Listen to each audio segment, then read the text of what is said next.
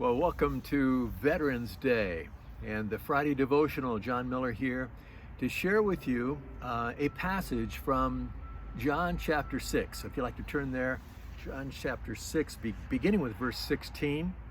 A couple of weeks ago, we talked about some of the stories and principles in John 6, but I love this particular story where after the feeding of the 5,000, a very busy day, obviously, for Jesus, he got away up in the mountain to be alone. He would often do that. The disciples waited for him. When he didn't come back, evening was falling, and they decided, well, we've got to get in the boat and head for Capernaum, because that was the next assignment, next place to go. They got into the boat, and in verse 16 said, they went down to the sea, and they got into the boat and started to cross the sea to Capernaum. And it was dark.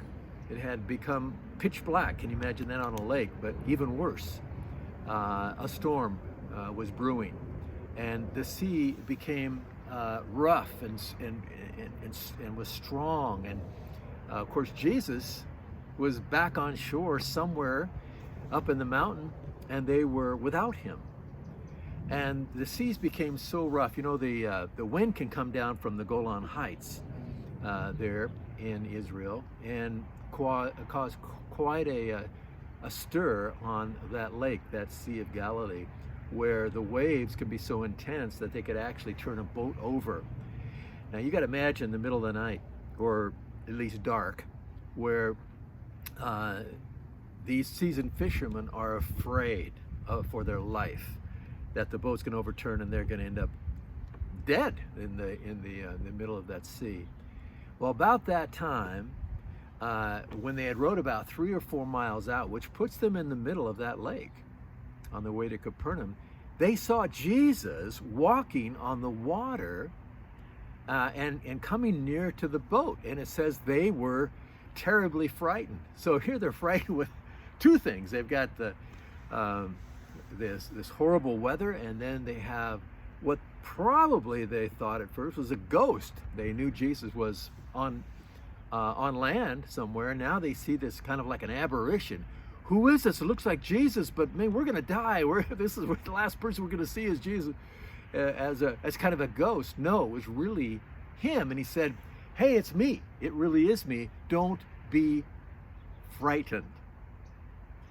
And you know, when I think about our life, and so many things can trouble us and frighten us and give us all kinds of reasons to stress in our life.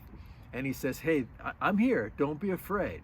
The next verse says, and when they were willing to receive him into the boat, I think it's an important phrase, when they were willing to receive him in the boat. It's this desire to receive Jesus into our storm, into the storms of our life. Sometimes the last person we think of is the Lord when we finally go to our knees and cry out to him. But a storm does kind of humble us, doesn't it, and drive us to the Lord.